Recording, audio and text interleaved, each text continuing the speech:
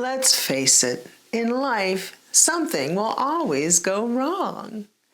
Many people want to find out who's to blame.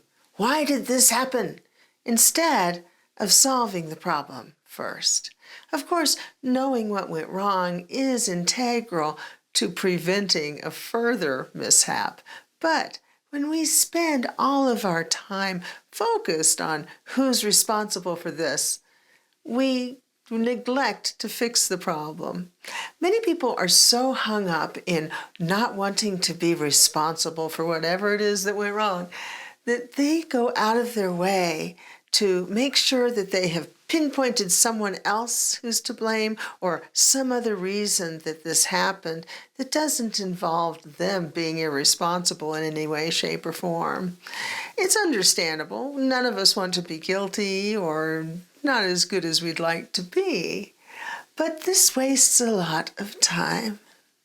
Looking back at who or what is to blame doesn't solve the problem at hand. It only has the potential to ease our guilt.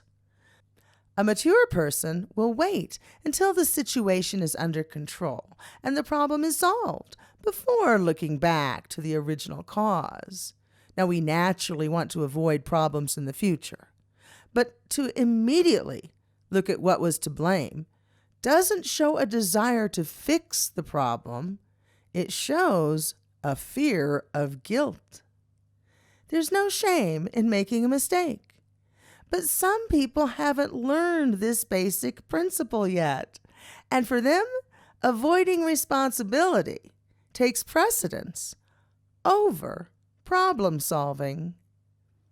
When we have a relationship, we have to both be on the same page. One person can't waste energy looking for someone to blame while the other person is trying to put out the fire, so to speak. They must both work together, or there will be resentment. So, the most important thing in a relationship is communication. If we haven't taken the time to communicate with our inner personas, we won't know ourselves well enough to be able to communicate effectively with another person. And this goes for all of our relationships, not just our romantic ones.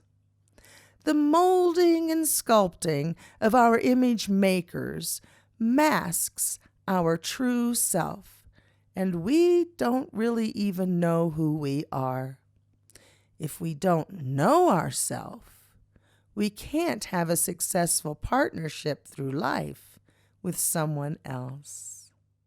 Triangles are very awkward, and when we're stuck on one of the triangles, be it guilt, blame, and shame, or victim, persecutor, rescuer, we're really not making any progress in our life. We're kind of stumbling.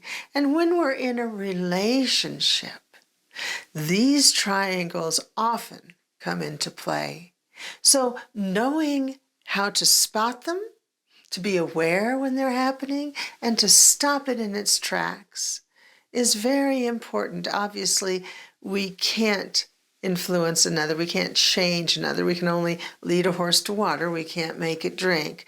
So if our partner is stuck in this pattern, we can try to help them to change, but we really can't make them change. All we can do is be a good example ourselves for how to be.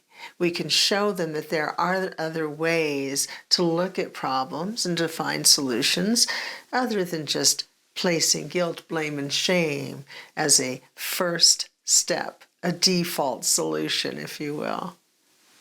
Thank you.